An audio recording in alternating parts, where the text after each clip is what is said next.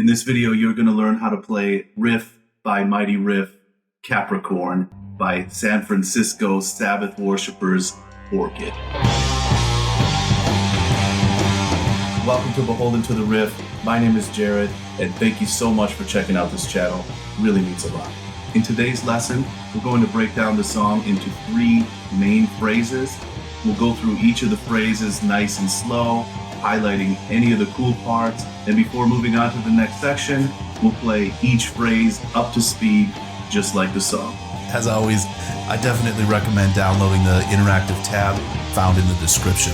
These things are awesome. They're sunk up with the original song, and you can slow it down, speed it up, loop sections. These things rule. The bass is tuned to D standard in this one, so grab your axe, tune down a whole step, and let's do this. The song comes in hot with a minor blues pentatonic riff straight out of the 70s.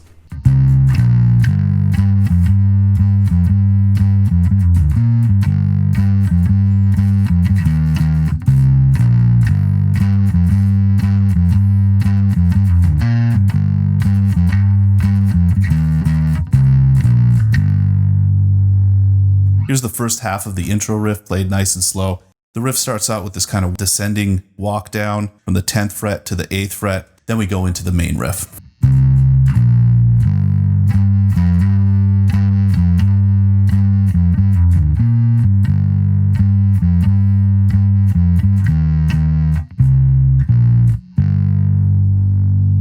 Here's the first 2 measures. Everything's happening here on these 10th and 12th frets. Pentatonic box here. Let's check it out.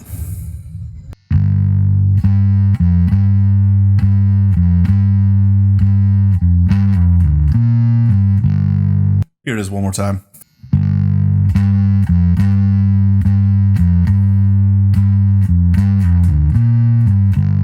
In the second measure, we have a quick pull off, really bluesy kind of run.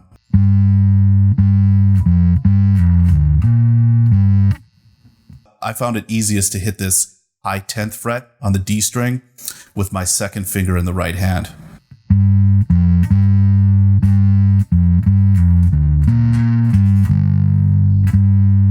Here it is one more time.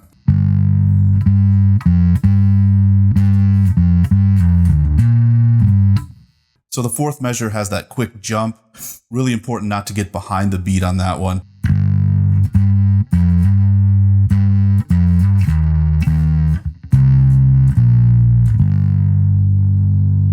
So let's take a look at the meter.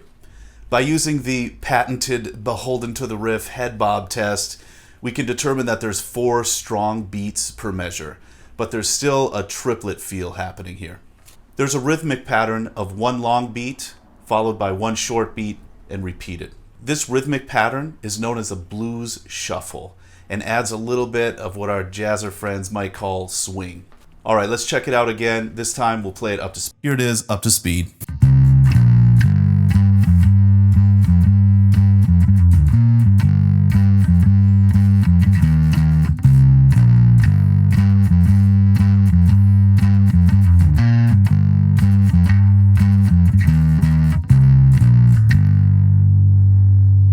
During the second half of the intro riff, the bass pulls back a little bit and gives that signature guitar line a little room to shine. Really cool how the bass and guitars work together and really complement each other in this part.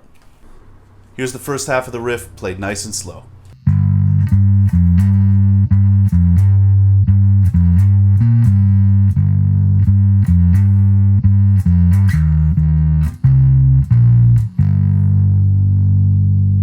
Really cool how we're playing all the same notes, yet the part has a totally different feel. Here's the first 2 measures.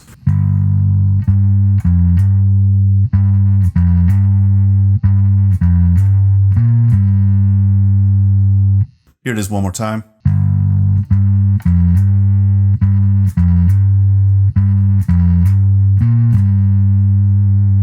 Here's the last 2 measures.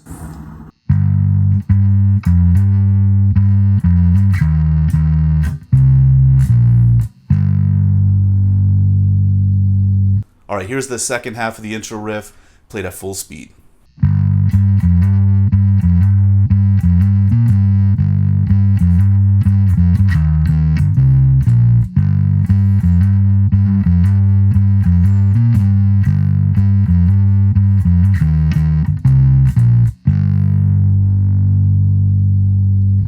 right, let's put those two parts together and play the entire intro section. Chorus comes in at 36 seconds, and the bass part goes from smooth to flat out groove, laying the perfect foundation for the vocals and really locking in with the drums.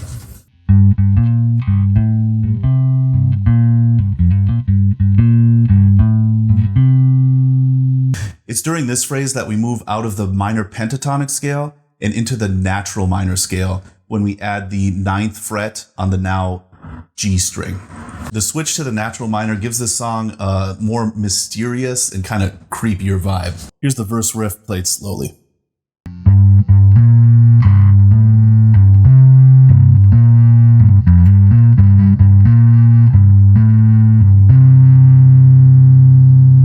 So everything in this phrase is centered around the root note here on the 12th fret of the now G string.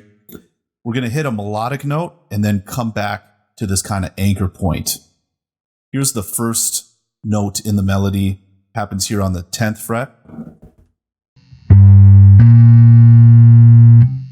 Next melodic note is going to happen on the 9th fret.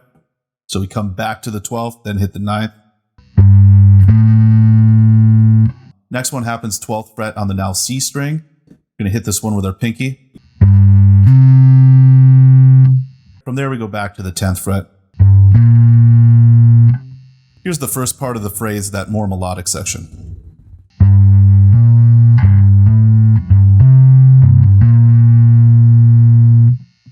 After that first phrase is a nice hammer-on lick here from the 10th to the 12th. Here's that verse part played up to the original tempo.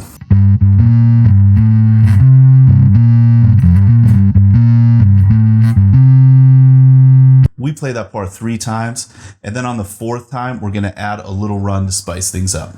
Here's that main verse lick played 1 time, and then 1 time with that embellishment.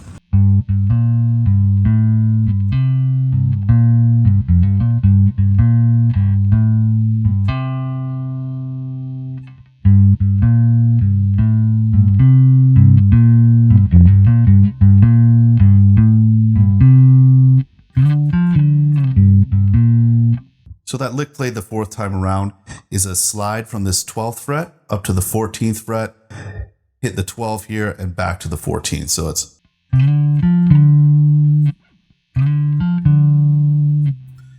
One thing that helped me playing this one was switching from the pinky to the 3rd finger, just a little stronger on that slide. Here it is one more time.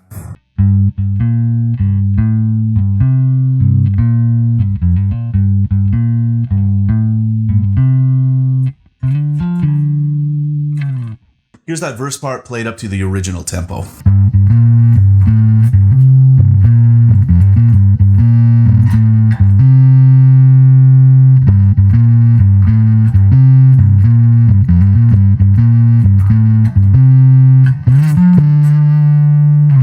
At 1 minute 26 seconds, the song goes into a power chord filled pre-chorus where the guitar hits these huge power chords and just lets them hang. The bass part outlines the chord changes by playing the bass note of each power chord and then plays the full arpeggio with the root, 5th, and octave. Here's the bridge played nice and slow.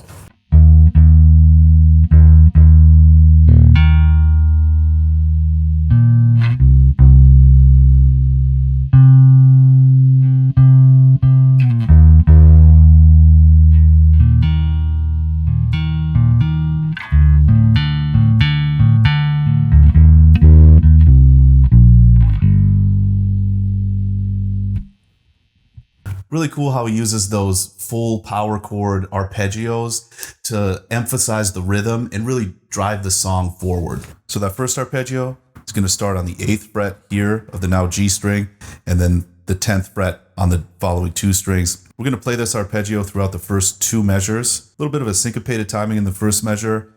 Really cool. Here's the first 2 played nice and slow.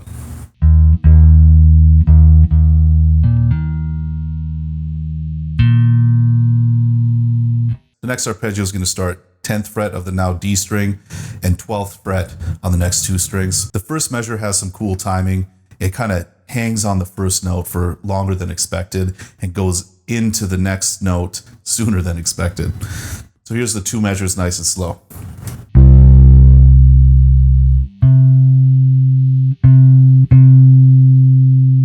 So the next arpeggio is just an octave. We're going to do 10th fret on the now D string, and then we're going to do the octave here, 12th fret on the now C string.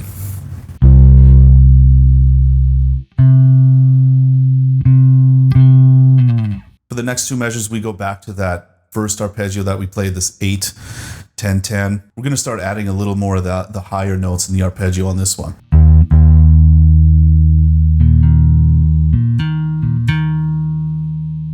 Next measure, we go down to the 7th fret on the A string, and then the 9, 9 on the next 2 strings. We play this one for just 1 measure, and it's pretty active the whole time.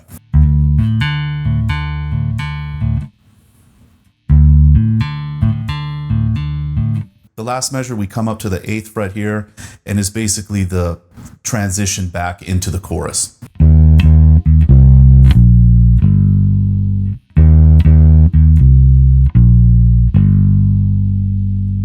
Here's the pre-chorus played slowly one more time.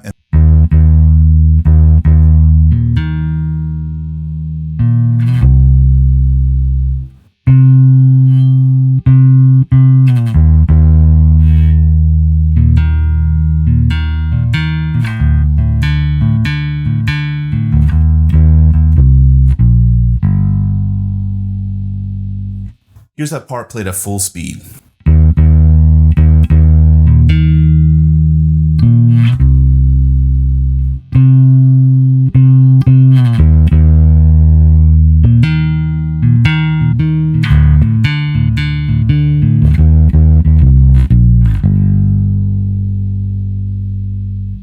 At 3 minutes 23 seconds, the guitarist rips a solo, and we go back and play each of the 3 previous parts that we've already looked at. The first part we're going to play is the bridge section with those power chords.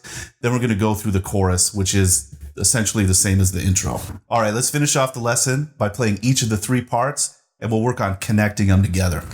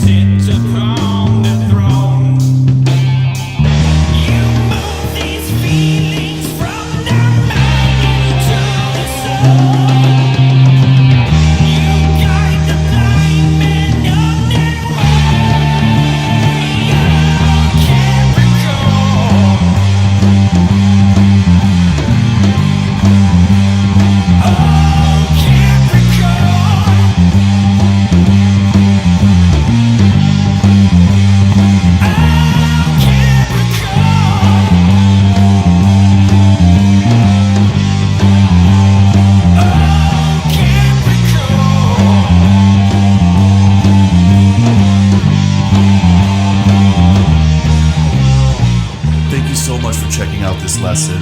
This channel exists for you, and any songs, any lessons that you'd like to see, just let me know in the comments and I'm on it.